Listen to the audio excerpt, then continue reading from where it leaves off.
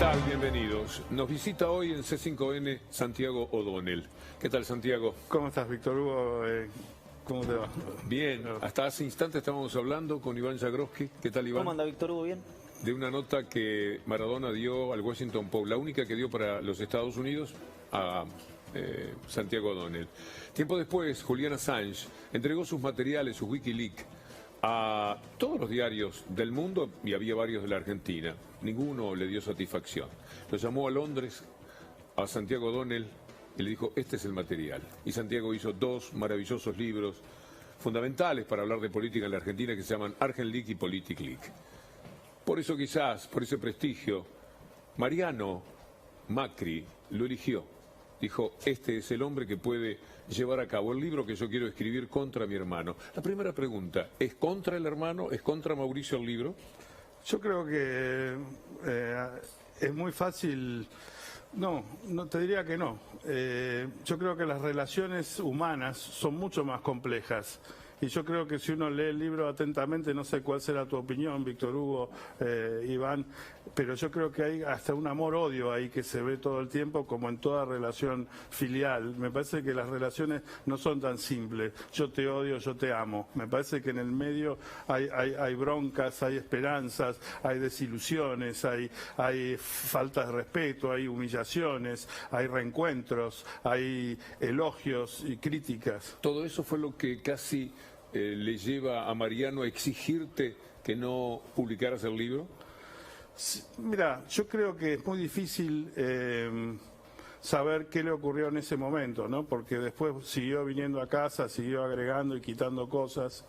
Me parece que es muy, pero muy difícil, digo, si fue un momento de él de duda, si fue una estrategia de control de daños ante tremendas presiones, si fue algo que él trató de hacer o su subconsciente. La verdad que yo estoy convencido que hice lo que él quería que haga y que él me eligió porque sabía que en esos momentos de mucha presión yo no iba a dar marcha atrás, iba a cumplir con mi palabra. Y mi palabra con Mariano, y él también me lo reconoce en un email, es que yo, mientras yo esté hablando con él y solamente sean 4 o 5 personas las que sepan, incluyendo dos enormes periodistas, compañeros míos que me estuvieron desgrabando las notas, Guido Basallo y Juan Manuel Bocacci.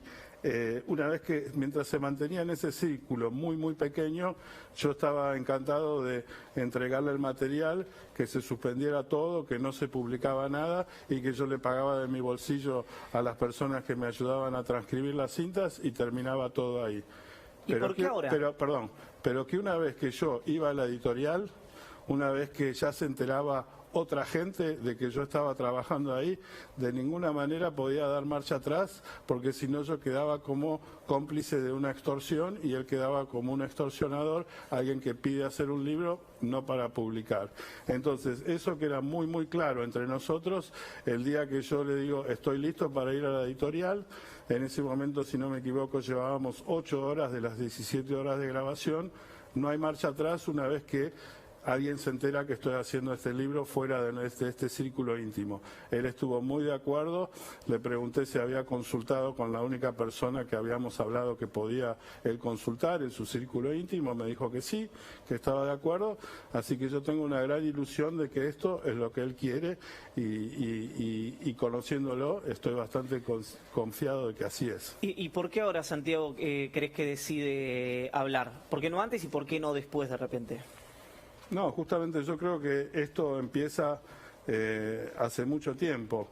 Diría que en 2007, cuando recibe la familia, digamos los hermanos, las empresas de parte del padre, ahí él piensa a ver que hay como un maltrato hacia el padre por parte de Mauricio y su hermano Gianfranco, y él empieza a tomar distancia de los hermanos.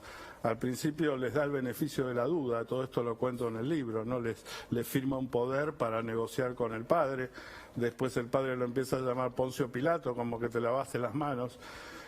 Él poco a poco va endureciendo su posición, consigue el apoyo de sus 2 hermanas para tener la mayoría en el directorio, después por una maniobra que él describe como una especie de apriete hacia el padre, que le empieza a pisar los pocos negocios que le quedaban en China. El padre le ordena a las hijas que no lo apoyen a Mariano y se va. Entonces ahí empieza un creyendo donde primero empieza a denunciar las maniobras de lavado, vaciamiento que se habrían producido en la empresa ante la Comisión de Valores. Después va a la justicia ordinaria.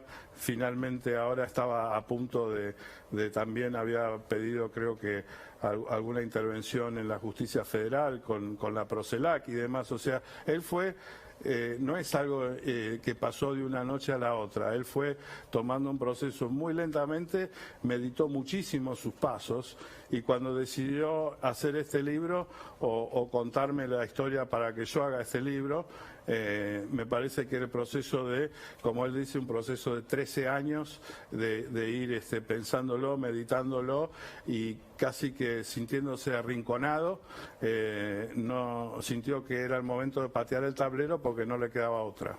¿Él es consciente que por alguna de las declaraciones que hace en el libro es bastante probable que lo llamen como testigo a alguna de las causas judiciales que tramitan contra el expresidente de los tribunales federales de Comodoro Pi? No solo es consciente, sino que lo dice claramente en el libro, en su introducción.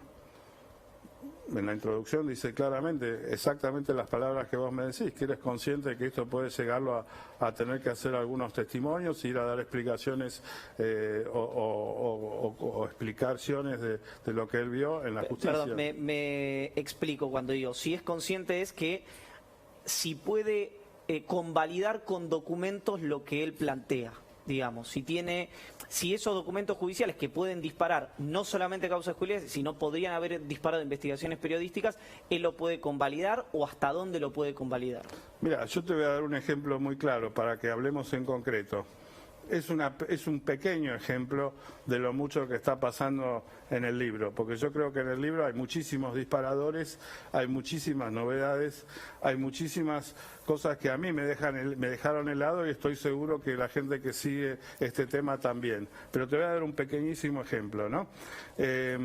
Hace poco salió en todos los diarios que el grupo Macri le hizo juicio a la empresa Avianca por 10 millones de dólares porque dicen que nunca le pagaron lo que a todas luces ha sido denunciado por el diputado Tailade y algunas personas más, o sea, hay varias denuncias de que es una autoventa porque todo el mismo equipo de management del grupo Macri se quedó en Avianca y manejando la low cost, ¿no?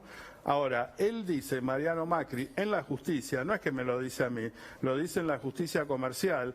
La verdad que tendría que haber repasado el libro para decir el número de juzgado y el nombre del juez, porque está en el libro. Pero él dice que en los balances de SOCMA figura que se pagó todos los 10 millones menos la última cuota, que no sé si eran de medio millón, no sé qué. Entonces, si ellos le están haciendo juicio a Avianca porque le debe 10 millones de dólares y en los balances de SOCMA figura que los 10 millones de dólares se pagaron, me parece que es muy fácil sumar 1 más 1. Y así te puedo dar muchísimos ejemplos. Ahora, ¿es tan sencillo tratándose de los Macri eso, 1 más 1? Digo, hago mía las palabras que utilizó un representante de la coalición oficialista diciendo qué miedo puede tener Macri en la justicia después de lo que ha hecho durante todos los años que fue empresario, por ejemplo. Bueno, ninguno. Ese es el gran temor de Mariano, has dado en la tecla, que no va a pasar nada y que él va a quedar, digamos, acorralado por el macrismo y por su manejo de la justicia, seguramente. Lo que yo digo es que en el libro, a diferencia de algunas cosas que escuché, muy lejos de ser habladurías, hay denuncias concretas presentadas en la justicia con pruebas, con abogados, con balances, hablando de vaciamiento, hablando de maniobras back to back, que es una forma de lavar dinero a través de préstamos en una empresa que casualmente tuvieron la mala suerte de elegir para hacer una especie de venta simulada, según denuncia el propio Macri en mi libro, Mariano, al Main Bank, que es un banco austríaco que acaba de cerrar hace 6 meses por maniobras de lavado en Europa Oriental y que fue utilizado por la firma Odebrecht en su sucursal de Barbados para pagar todas las coimas que se pagaron en América Latina y reconocidas por la firma Odebrecht y que por supuesto está sospechada porque fue socia del soterramiento del tren Sarmiento con la familia Calcaterra, que también a su vez es sospechoso, la venta de Macri a Calcaterra también es motivo de sospecha. Ya que instala muy bien ese tema, Iván Jagroski, están los parques eólicos también. Claro que ahí sí. lo pueden llamar porque existe la certeza periodística de que él vendió barato, compró para vender y que lo siguió haciendo mientras era presidente con testaferros. Eso está aquí en el libro. Claro, y ahí, bueno, de vuelta, yo no soy abogado, no soy juez. Siempre digo, Víctor Hugo, usted me conoce, bastante difícil es hacer periodismo como para querer cambiar el mundo, ¿no? Yo trato de contar una buena historia y ya demasiado como para decirle a la gente lo que tiene que hacer, a la justicia, a los políticos o a los jueces. Dicho esto, yo creo que en el libro, por ejemplo, se menciona un estudio, se menciona quién habría realizado ese estudio y qué es lo que diría ese estudio sobre el costo de las empresas de Isolux que terminan siendo compradas a un precio muy menor al que figura en ese estudio. No sé si son pruebas contundentes, pero claramente aportan para avanzar. Si a eso se le suma una denuncia que ahí ya sí la veo mucho más difícil de comprobar, pero que son de presuntas presiones de la Casa Rosada bajo el gobierno de Macri para que Isolux, que es una empresa que estaba muy cuestionada en la justicia española por maniobras de corrupción, para que venda barato, so pena de que sus negocios oscuros salgan a la luz. Sí, terminó yendo preso después por la causa Cuadernos el CEO de Isoluc de Goicoechea, el primero que lo trajeron estaba esquiando y lo encerraron. Santiago, cuando comenzaron a hablar con Víctor Hugo le preguntaba sobre amor-odio y vos lo que decías era que había otros sentimientos cruzados que matizaban o que le ponían otros colores, digamos, a esto. Pero lo nombraste al final cuando yo te preguntaba lo de las causas judiciales, el miedo. En general, cuando uno habla de gente que lo conoce bien a Macri, bien personalmente, y se le ha enfrentado, una de las cuestiones que los atraviesa en su relación con Macri es el temor. Alguien que no olvida, por lo que le dicen el Calabrés. El Calabrés. ¿No? ¿Cuánto has visto, vos que lo conocés a Mariano, de miedo después de que vos le anunciaste que el libro iba a salir? No sé, es muy difícil, ¿viste? Es muy difícil medir, tocar el miedo, distinguirlo de preocupación, de nerviosismo, no sé. Yo lo veo como un tipo muy valiente, ya te digo. Y para mí no excluye lo que vos decís.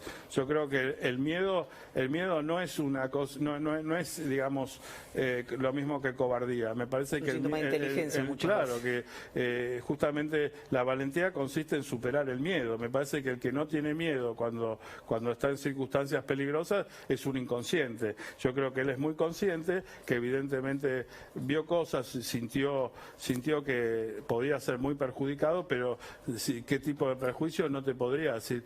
Lo que sí quiero contar que hay algo muy curioso en el libro, que es la relación con la mafia de los Macri en Reggio Calabria, en la 'Ndrangheta. O sea, los Macri provienen de Reggio Calabria.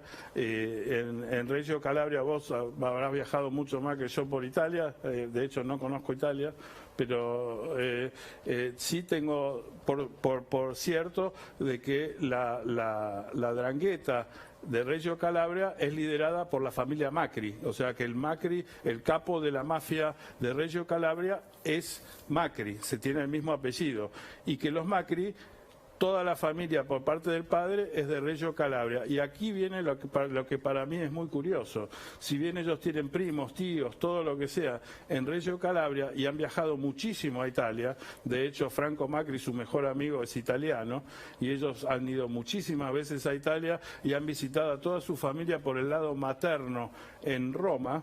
Nunca ni Franco, ni Mauricio, ni Gianfranco, ni Mariano han estado en Reggio Calabria.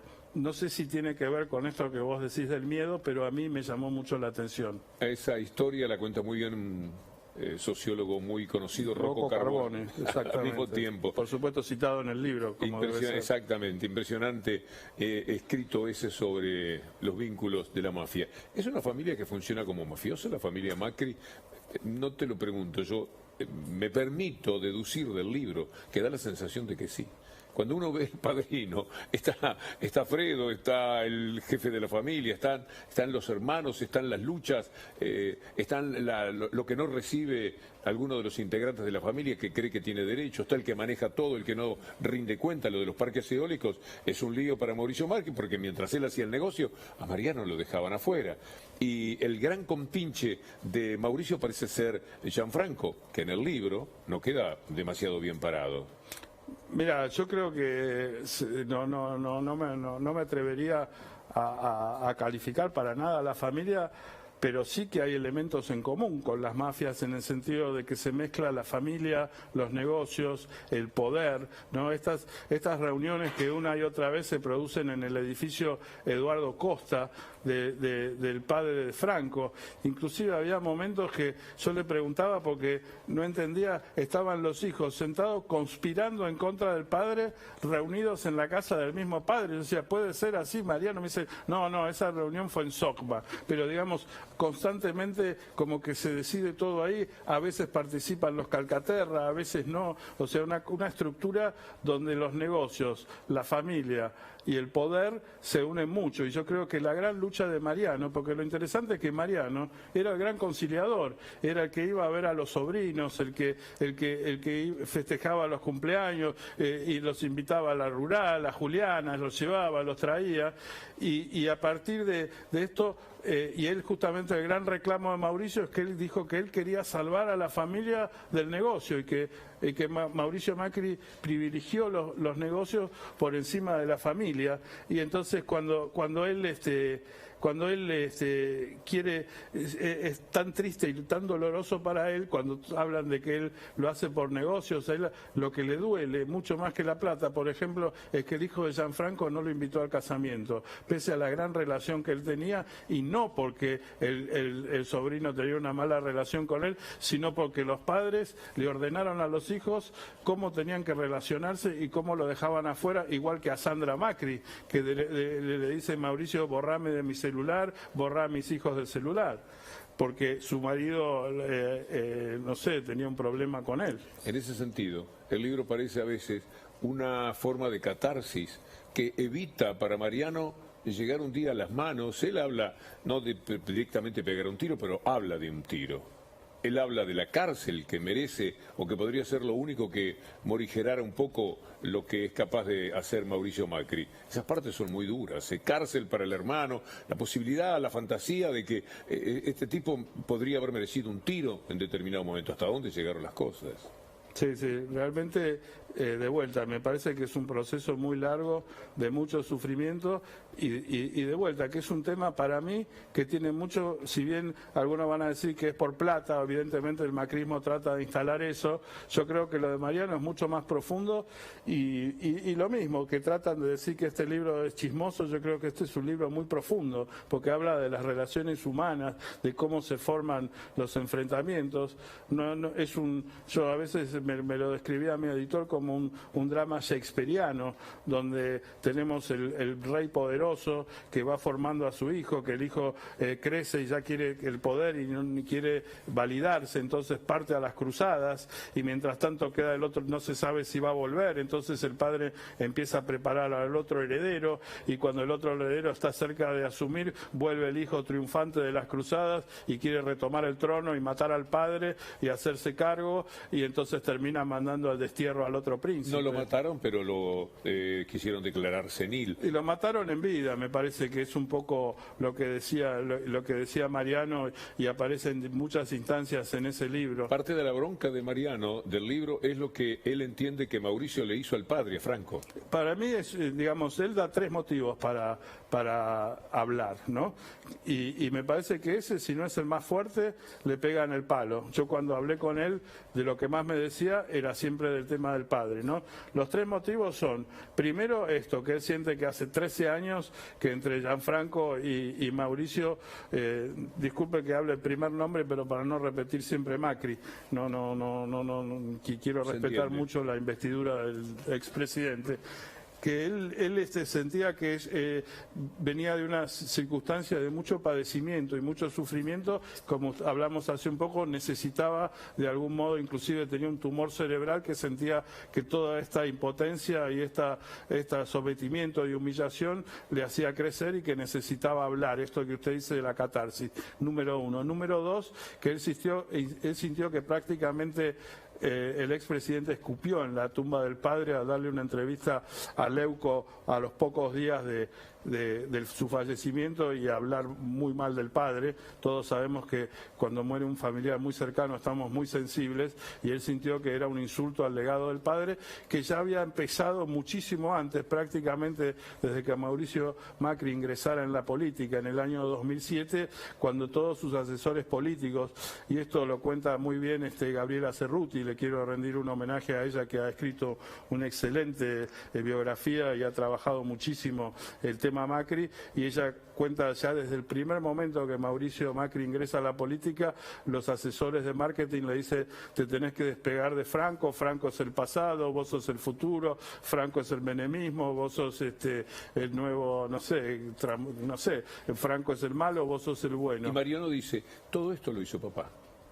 No podemos creer que la empresa puede caminar para adelante sin respetar ese pasado de lo que hizo Franco, con el cual Mariano tiene la actitud de una persona muy consciente de que no era trigo limpio el padre. Seguro, él mismo lo dice. Se deduce del libro, pero al mismo tiempo le tenía un profundo afecto. Bueno, él lo que dice es que el padre siempre pensaba en puestos de trabajo, y en trabajo arriesgaba mucho, evidentemente, como decís vos, a veces tenía que jugar por fuera de la cancha, pero que él lo que le interesaba era generar empresas, no llenarse de dinero, y la verdad es que lo que él siente es como que Mauricio Macri pensaba que las empresas eran de él, que eran suyas. ¿Por qué? Porque él era el capo, digamos. No sé bien cuál era el razonamiento, pero que él sentía que las empresas eran del padre, y que el padre, mientras estuviera a cargo, siendo que él las construyó, que él las armó, tenía todo el derecho a manejarlas y a manejar el dinero e invertirlo de la manera arriesgada que Franco Macri siempre optó, y no con el sistema de especulación financiera o boutique financiera, como llama el esquema de Mauricio Macri. Ahora me gustaría hacer alguna apreciación que Santiago la haga. ¿Por qué cree que, de lo que se desprende del libro, algunos delitos son menos importantes que otros? Digamos, ¿por qué los presuntos delitos de Mauricio, para utilizar la misma herramienta discursiva y separar por nombre y no por apellido, son más graves que los presuntos delitos de su padre, digamos, de Franco? Pero antes de eso, en todo el proceso, vos o él han hablado con, si no es con el expresidente, con figuras cercanas al expresidente. Mira, Iván, el día que te toque hacer un libro así, te aseguro que me parece que lo menos que querés es que el expresidente esté al tanto de lo que estás haciendo. Al contrario, fue un trabajo muy reservado, donde solamente hablé con fuentes de muchísima confianza, y ni siquiera diciéndoles que estaba escribiendo un libro en muchos casos, o diciéndole que en este momento me estaba hablando Mariano Macri. Lo que más traté de hacer es justamente preservar la privacidad de la persona que estaba siendo entrevistada. Me parece que el expresidente ha tenido muchísimas oportunidades de dar entrevistas, ha hablado en muchísimos lugares, ha dado su punto de vista, tiene todos los micrófonos abiertos, y quería darle a Mariano Macri justamente el derecho de réplica. Falta el tercer tema por el cual Mariano quiere hacer el libro, de lo que venías describiendo. Gracias, Víctor Hugo. Que él siente que lo que le hizo Mauricio Macri a él, también se lo hizo a todos los argentinos como presidente, y que él siente un deber ético y un imperativo moral de decirle a la gente: ojo, no coman vidrio. Este hombre no es lo que parece. A él le mintió como le mintió a la gente, al pueblo argentino. A él lo estafó, como estafó a los argentinos en los negocios que hizo. Esto es lo que uno claramente puede sacar del libro. Bueno, sobre todo que el discurso de Mauricio Macri para su hermano no es la realidad, que hay un Mauricio Macri preparado por asesores políticos de comunicación que no es el verdadero, no es el real, no es el que él conoció. no quiero dejar de pasar tu pregunta, Iván.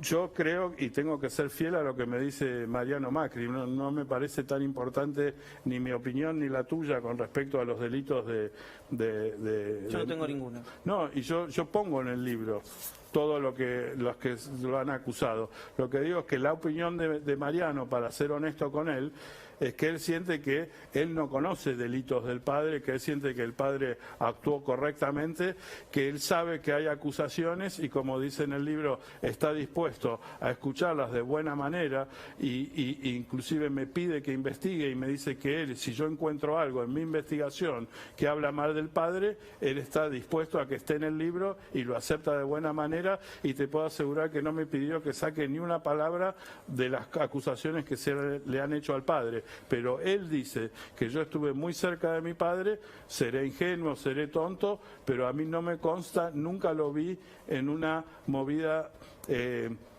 como se dice, egoísta o para él, que es lo que decía, para darte un ejemplo, ¿no?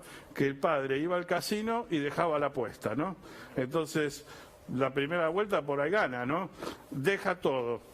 Por ahí, de un milagro, o sea, 99 de 100 veces pierde, pero cuando gana la banca. Ahora, esa manera de actuar te puede llegar al filo de la ley, pero no para él llenarse de plata en su bolsillo y hacer una cuenta offshore para llenarse de plata. Él dice, sí, es cierto, hacía cuentas offshore, yo en ese momento el mundo offshore no lo entendía tanto, qué sé yo, pero era para invertir en China, era para abrir una cerealera en Brasil, era para integrar canales con el negocio de no sé cuánto, era para sacar plata de Movicom y ponerla en el correo. O sea que su motivación no era ni llenarse de plata ni dejar fortunas en cuentas afuera, sino que si en algún momento hacía algo que no era totalmente legal, era porque no le quedaba otra, tenía muchos empleados, tenía, en el tema del correo, admite claramente que había dineros en negro y dice que fue el padre y no Mauricio el que lo armó de esa manera, pero dijo, bueno, yo lo entiendo a Angelo Calcaterra, cuando tiene 500 empleados, tiene que hacer negocios. Esa es la explicación que él me dio.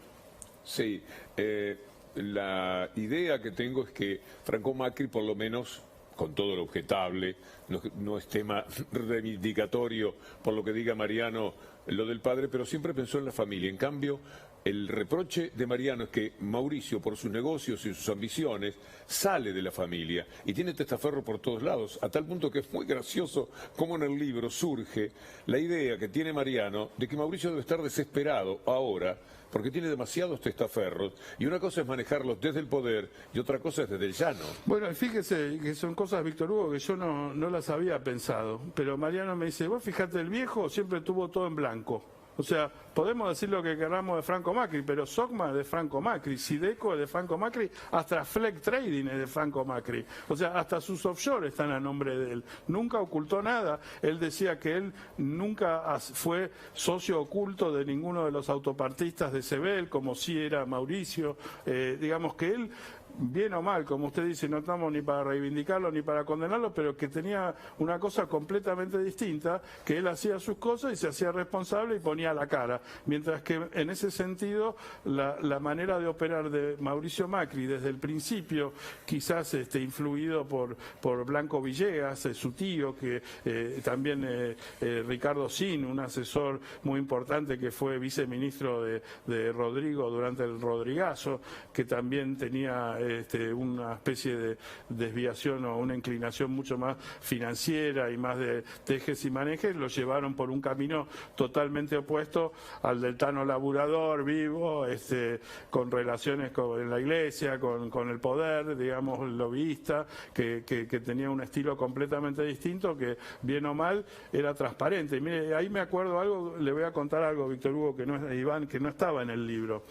Esta no es la primera entrevista que da Mariano Macri en su vida, ¿ustedes saben? No. Esta es la segunda entrevista que da Mariano Macri en toda su vida. ¿Y saben a quién le dio la primera? A mí. Yo lo entrevisté a él en 1995 para la revista Newsweek. En ese momento yo acababa de volver de Argentina y estaba trabajando de corresponsal, entre otros trabajos en Newsweek, la revista muy conocida, junto con la revista Times, son las dos revistas más conocidas periodísticas. ¿Y por qué era nota en ese momento, Mariano? ¿Por qué era nota? Le voy a explicar, Víctor Hugo. Ellos estaban haciendo una nota. Ellos lo que hacen es que, por ejemplo, escriben la nota en New York, pero reciben de todos 20, 30 corresponsales del mundo, ¿no? Entonces la nota era algo así como el declive de los negocios de familia. Entonces me llaman y me piden que entreviste a millonarios, digamos. Usted imagine, yo recién llegado a la Argentina, Paolo Roca, viste, me la saca corriendo, el otro también, ¿no? No sé, Bulgeroni, no sé, no iba a invocar a ninguno. Entonces, por un lado, digo, bueno, voy a hacer un negocio de familia tradicional, había uno que era más bajo perfil, y me acuerdo que entrevisté a un Brown Menéndez, que me perdonen si no me acuerdo cuál era el nombre, pero por la Anónima, esa famosa empresa que se conoce ya en la campaña del desierto, iba acumulando tierras y negocios por la Patagonia y qué sé yo. El tipo simpático, ahí me recibe, y yo digo, necesito algo más fuerte, ¿no? Y lo llamo a María, no sé cómo lo comuniqué, o si lo llamó mi hermano, mirá, necesito algo, no tengo, viste, para Newsweek, qué sé yo, y me acuerdo de eso, que me recibió al aire libre, no me acuerdo si fue en su quinta de los Abrojos o en otra quinta, me acuerdo también que no grababa, porque en Estados Unidos la tradición es de la libretita, no se graba, eso lo aprendí mucho en la Argentina, o sea que fue todo con libretita. También me acuerdo, y claro, mandé 5 carillas, estaba chocho, había conseguido un Macri que no había hablado nunca en la historia, qué sé yo, y ahí me dice la famosa frase que creo que está en el libro, donde me dice que una vez lo junta al padre y le dice, yo siempre voy a ser el mafioso, pero los voy a mandar a los mejores colegios y a los mejores clubes y ustedes no van a tener nada que ver con la mafia. Mariano lo interpreta como que lo decía, siempre voy a tener la fama de mafioso, pero esa frase siempre la recordé, y bueno, pasó lo que pasa siempre en Newsweek, que mandás 6 carillas, terminan publicando un párrafo y medio, entonces lo llamo a Mariano, le muestro lo que publiqué y le dije, renuncio a Newsweek porque es un papelón, no voy a seguir trabajando acá, me parece muy injusto para vos que haya salido esto, y nunca más trabajé para Newsweek. ¿Cuándo fue la última vez que hablaste con Mariano, Santiago? Y debe ser fines de agosto, principios de septiembre, más o menos. O sea, hace poco, vos sabés que le mandé un mensaje, porque quiero respetar mucho su lugar, su momento, ¿no? Por eso le mandé, justo lo tengo en el WhatsApp, dice María, y abajo tengo Mariano, ¿no? Mi hermana María O'Donnell, la periodista, le estoy mandando un mensaje a María, sin querer se lo mandé a Mariano, borré rápido el mensaje que... ¿No volviste a hablar después de la publicación del libro? No. ¿Él no te escribió, no le escribiste, no hubo un intento de contacto, absolutamente nada? Me parece que es un momento que él necesita... yo no me gusta... Contención debe necesitar. Sí, me parece que no es un momento para exponerlo. Él maneja sus tiempos, él sabe lo que quiere, y yo lo único que quiero decir es que cuidemos a nuestros Mariano Macri, a nuestros Dolores Echeverre, a nuestros Chelsea Manning, a nuestros Julian Assange, a los denunciantes que se animan a decir cosas muy fuertes, porque ahora algunos dirán, no, confirma, no, contó un montón de cosas que no se sabían, y siendo quien es. Y me parece que más que buscarlo y tratar de pedirle que diga más cosas y tratar de que confirme y tratar de molestarlo, creo que lo tenemos que cuidar y lo tenemos que respetar. Él tiene toda mi admiración, y por su valentía mi lugar es muy fácil comparado al de él, y te puedo asegurar que en un punto no fue tan fácil. La valentía y la bronca, ¿no?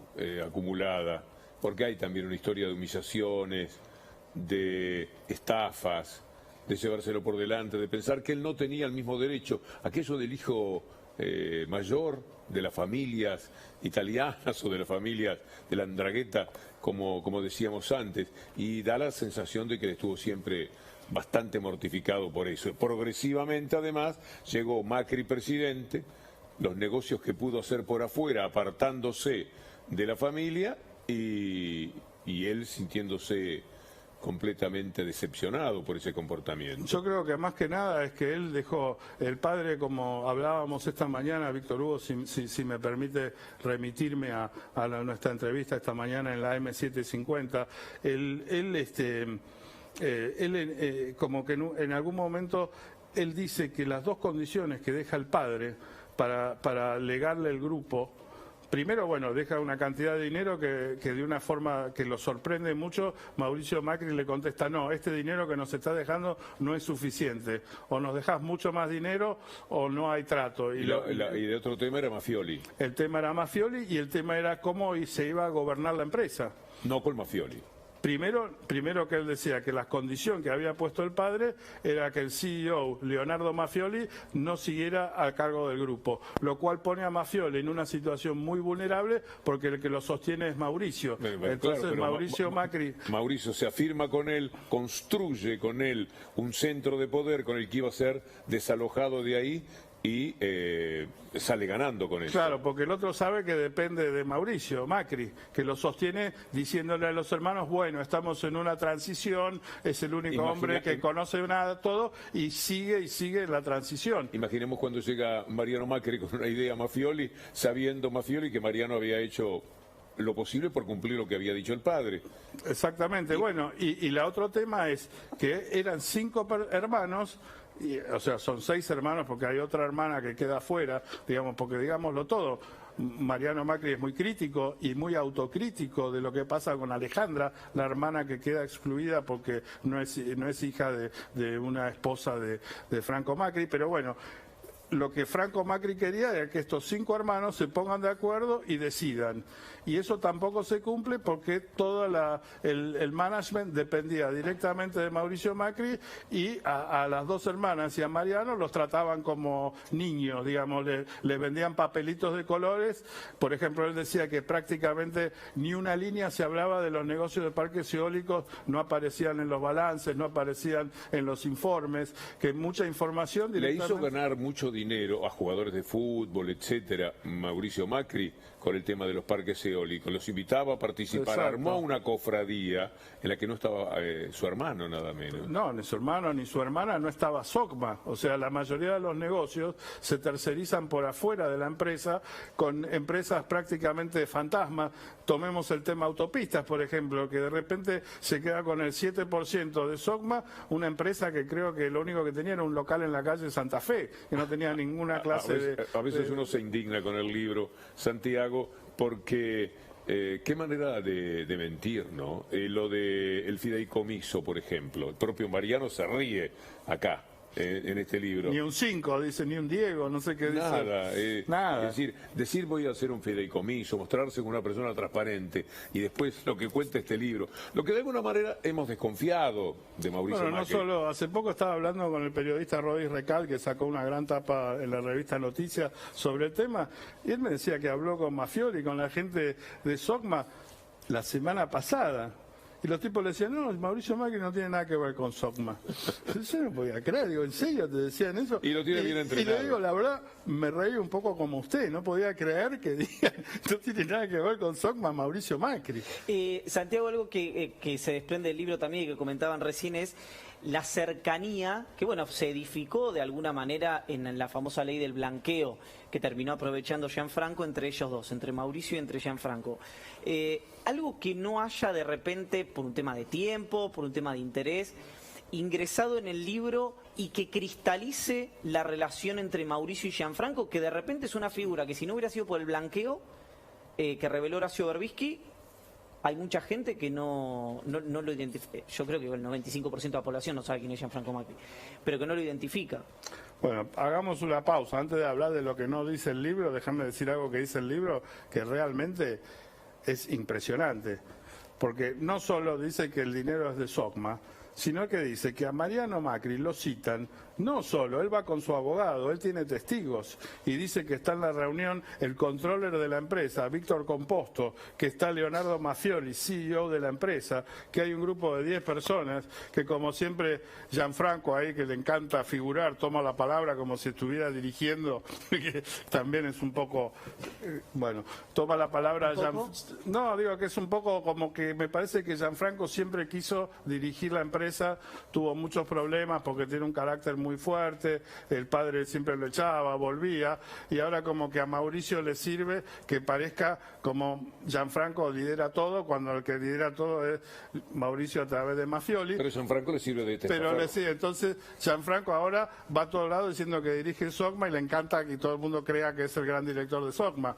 Pero digo, entonces está Gianfranco hablando y le dice a Mariano, o blanquea vos, o blanqueo yo, o blanqueamos los dos. O sea, ahí está diciendo, esta es plata de SOCMA, lo cual tengo entendido que para la Procelac, para la causa judicial, tiene implicancias enormes. Ahora, Mariano está relatando una reunión y está citando a muchos testigos, algunos de los cuales seguramente, si pudieran, lo van a negar, pero al haber estado el propio abogado de Mariano en la reunión, me imagino que va a ser muy difícil que digan que esto no es verdad. Entonces, me parece que la revelación de Mariano, citando a los testigos, citando el lugar, citando la fecha en que se hace la reunión, le da al dato del blanqueo, digamos, lo potencia muchísimo, ¿no? Sí, está el tema del correo.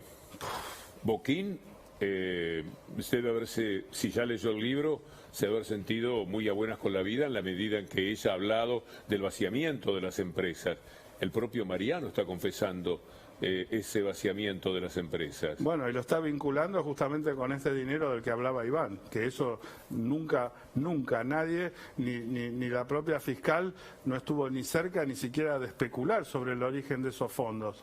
Y acá Mariano está diciendo, yo no sé, pero acá hay una empresa que trabajaba la parte logística, que ese dinero fue a parar a estas cuentas, yo si no tengo otra manera de pensar. ¿De dónde vino la plata? No se me ocurre. Cuando se habla del negro en la empresa, yo preguntaba, nunca me decían, pero escuché que en tal año salió tantos millones en negro de esta empresa de logística, y yo lo único que se me ocurre es que el dinero que está ahí a nombre mío y a nombre de Gianfranco, y que yo nunca toqué, nunca moví, nunca supe de dónde, ni siquiera que existía esa cuenta hasta que apareció en los diarios. Para mí la única explicación posible es que viene de esta empresa que él identifica. Decías hace un rato, Santiago, y me interesa porque yo no termino de advertir cuál es el link que ves vos, por ejemplo, entre dos personas que conociste muy bien, fuiste protagonista a través de ellas, Assange y Mariano Macri, por ejemplo. Lo mencionaste al pasar en un momento, no te quise interrumpir. Yo lo vinculo mucho más con Chelsea Manning, con lo que un concepto que lamentablemente no tenemos la palabra acá. Muchos hablan de arrepentido y a mí me parece que no es una palabra, o por lo menos es una palabra que agrega, digamos, esta cosa de culpa católica, ¿no? Los ingleses, que son más prácticos, usan el término whistleblower, o sea, el denunciante ético. Me ha traducido un queridísimo colega, Cristian del Rosario, que hablando con él usaba ese término, ¿no? Ahora hace poco también el profesor Manuel Larrondo de la Universidad de La Plata me acaba de mandar también un trabajo académico sobre los whistleblowers. Yo dicto una clase sobre whistleblowers y filtraciones en la Universidad de Nueva York, acá en la sede de Buenos Aires. Me estoy refiriendo a la persona. Assange, ¿qué decía Assange? Él empezó su carrera siendo un hacker. ¿Y por qué crea Wikileaks? Porque se da cuenta que el hacker desde afuera, ¿qué puede saber lo que realmente pasa, ¿no? ¿Qué puede saber Víctor Hugo, yo, Gabriela Cerruti, sobre lo que realmente pasa en la intimidad de la familia Macri, ¿no? Entonces, mucho mejor que tratar de espiar y ponerle micrófonos a la familia Macri para saber qué pasa, es que alguien de adentro, por razones morales, por razones de indignación, de injusticia y demás, decida hablar. Y entonces, cuando esa persona está... Este caso me parece que lo demuestra claramente. A veces es un instante, es una ventana de oportunidad, que si uno no tiene las herramientas, no tiene las condiciones, no tiene un Wikileaks, no tiene una formación donde diga te voy a contener, te voy a proteger, te voy a dar la oportunidad, por ahí esa oportunidad se pierde. Entonces, que es mucho más efectivo hablar con alguien que realmente conoce de adentro y generar condiciones para que esa indignación ética se traduzca en una denuncia, que tratar desde afuera de ver qué es lo que está sucediendo mal en ese lugar.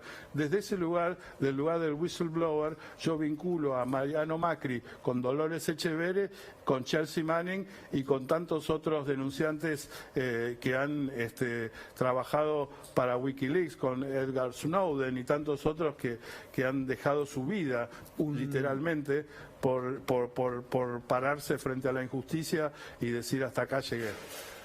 Un momento dramático del libro es cuando él, casi independizándose de la mirada de Santiago, empieza a hablarle a Mauricio sobre un tema muy, pero muy duro y que define la falta de sensibilidad, la dureza, el egoísmo de Mauricio Macri. Mire, Víctor Hugo, yo tengo más de 17 horas y media grabadas de Mariano. Y creo que la única parte que escucho cada tanto y la pongo para escucharla es esa. Cuando él le habla al micrófono, ¿te das cuenta, Mauricio? ¿Te das cuenta lo que le estás haciendo a la familia? Lo que le estás haciendo a tu papá, lo que le hiciste a mi hija. Y realmente a mí lo que me toca mucho de eso es que él había hablado con Mauricio el día anterior. Y digo, ¿por qué está ahora tan como poseído frente al micrófono? Y es que él, me parece que, y por lo menos es lo que yo pienso, ¿no?, que él le habló al hermano y nada, no le devolvía nada. Era, ¿en serio? Me decía, pero ¿a vos te parece que Gianfranco nos estará robando? O sea, le decía cualquier pavada como, pero si yo no sé nada de esto, pero si a Ciro James, no sé, me lo contrataron y después me armaron un lío, qué sé yo. Y así, o sea, imagínate durante horas hablando con un tipo diciendo, ¿te das cuenta de que te cree que no entiendo tus negocios? ¿Pero qué negocios? Si yo no hice nunca ningún negocio. Bueno, y el parque eólico, que no, pues yo no sé nada, ¿de qué me estás hablando? Y entonces es como que le miente al hermano como no le iba a mentir a todos los argentinos. Le hablaba como una pared, claro. Le hablaba como una pared.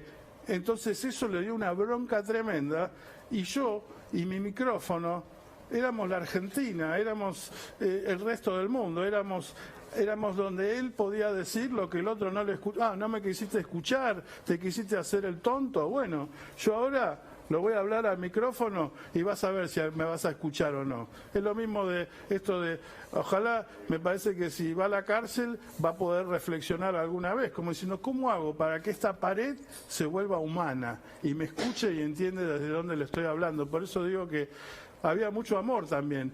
Él me contaba que él recordaba esa foto de cuando ellos se casaron, que los tres andaban con el bigotito y con el flequillito, porque Gianfranco y Mariano querían ser como Mauricio. Y después descubrió que era todo lo contrario y que nunca, como él dice en el libro, tuvo un gesto de amor Mauricio hacia Mariano. Él decía, pero si me hubiera llamado, aunque sea, para ser cómplice de sus delitos, cómplice de sus maniobras, por lo menos podría haber dicho que sí, que no, pero por lo menos me está pidiendo, pero que me tome como un tonto y que me use sin ni siquiera pedirme que lo apoye, es lo que a él a nivel humano le dolía muchísimo. Santiago, no es gratis para Mariano esto que hizo, si uno conoce la historia de los Macri en general y de Mauricio en particular. En algún momento, los tiempos de la justicia, que no son los mismos tiempos ni del periodismo ni de la sociedad, va a bajar la espuma, vamos a quitar las cámaras de O'Donnell y de Macri y va a estar, lo pongo entre muchas comillas, solo. ¿Se presentó esa conversación en algún momento? Es decir, ¿se imaginó Mariano en soledad cuando esto bajara? ¿Cuál podía ser el vuelto, para decirlo brutalmente, de su hermano? Vamos a dejarlo con el gesto, porque verdaderamente me da la sensación de que es imposible quizás determinarlo ahora, y porque además se nos fue el tiempo. Ha volado. Ya se terminó. Okay. Sí, ya estamos. Santiago. Ni una pausa, nada, genial, les agradezco mucho. Me lo merece el esfuerzo, el libro.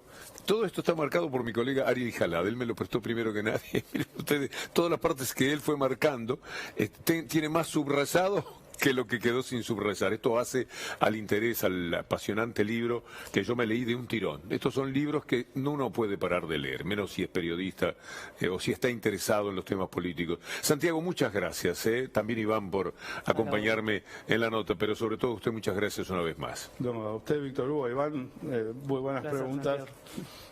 Vamos a Gustavo Silvestre.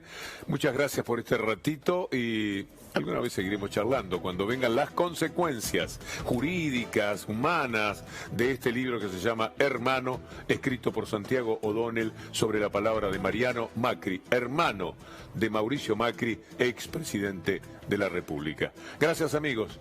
Vamos con Gustavo Silvestre.